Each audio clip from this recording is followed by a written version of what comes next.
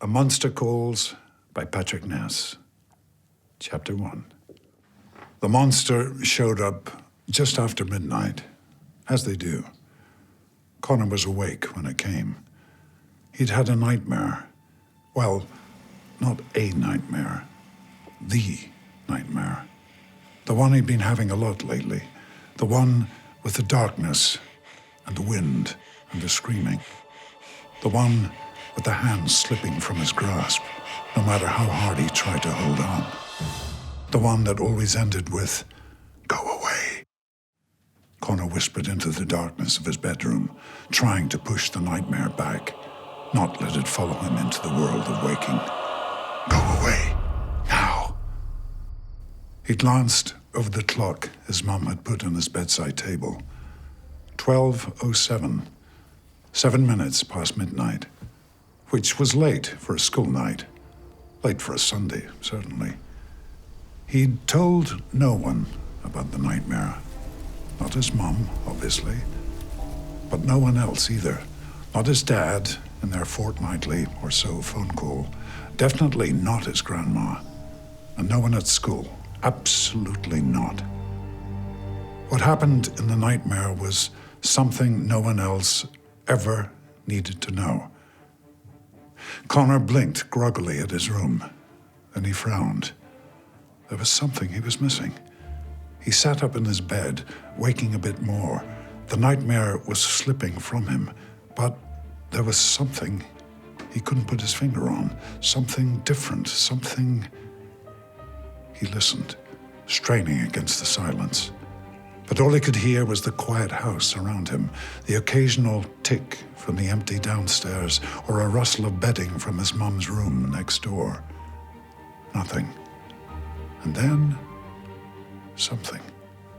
Something he realized was the thing that had woken him. Something was calling his name. Conor! He felt a rush of panic, his guts twisting. Had it followed him? Had it somehow stepped out of the nightmare and... Don't be stupid, he told himself. You're too old for monsters. And he was. He turned 13 just last month. Monsters were for babies. Monsters were for bedwetters. Monsters were for... Conor. There it was again. Conor swallowed. It had been an unusually warm October, and his window was still open. Maybe the curtains, shushing each other in the small breeze, could have sounded like, Conor. All right, it wasn't the wind. It was definitely a voice, but not one he recognized. It wasn't his mother's, that was for sure. It wasn't a woman's voice at all. And he wondered for a crazy moment if his dad had somehow made a surprise trip from America and arrived too late to phone and... Conor. No, not his dad. This voice had a quality to it, a monstrous quality, wild and untamed. Then he heard a heavy creak of wood outside, as if something gigantic was stepping across a timber floor. He didn't want to go and look, but at the same time, a part of him wanted to look more than anything. Wide awake now, he pushed back the covers, got out of bed, and went over to the window. In the pale half-light of the moon, he could clearly see the church tower up on the small hill behind his house. The one with the train tracks curving beside it, two hard steel lines glowing dully in the night. The moon shone too, on the graveyard attached to the church, filled with tombstones you could hardly read anymore. Conor could also see the great yew tree that rose from the center of the graveyard, a tree so ancient it almost seemed to be made of the same stone as the church. He only knew it was a yew because his mother had told him.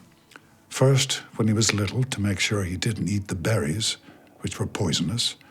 And again this past year, when she started staring out of their kitchen window with a funny look on her face and saying, "That's a yew tree, you know." And then he heard his name again. Conor. like it was being whispered in both his ears. "What?" Conor said, his heart thumping, suddenly impatient for whatever was going to happen. A cloud moved in front of the moon, covering the whole landscape in darkness, and a whoosh of wind rushed down the hill and into his room, billowing the curtains. He heard the creaking and cracking of wood again, groaning like a living thing, like the hungry stomach of the world, growling for a meal. Then the cloud passed, and the moon shone again on the yew tree, which now stood firmly in the middle of his back garden. And here was the monster. As Conor watched, the uppermost branches of the tree gathered themselves into a great and terrible face, shimmering into a mouth and nose and even eyes peering back at him. Other branches twisted around one another, always creaking, always groaning, until they formed two long arms and a second leg to set down beside the main trunk. The rest of the tree gathering itself into a spine and then a torso, the thin, needle-like leaves weaving together to make a green, furry skin that moved and breathed as if there were muscles and lungs underneath. Already taller than Conor's window, the monster grew wider as it brought itself together, filling out into a powerful shape, one that looked somehow strong, somehow mighty. It stared at Conor the whole time, and he could hear the loud, windy breathing from its mouth. It set its giant hands on either side of his window, lowering its head until its huge eyes filled the frame, holding Conor with its glare. Conor's house gave a little moan under its weight, and then the monster spoke. "Conor O'Malley," it said, a huge gust of warm, compost-smelling breath rushing through Conor's window, blowing his hair back. Its voice rumbled low and loud, with a vibration so deep Conor could feel it in his chest. "I have come to get you, Conor O'Malley," the monster said, pushing against the house, shaking the pictures off Conor's wall, sending books and electronic gadgets and an old stuffed toy rhino tumbling to the floor. A monster, Conor thought. A real, honest-to-goodness monster. In real, waking life.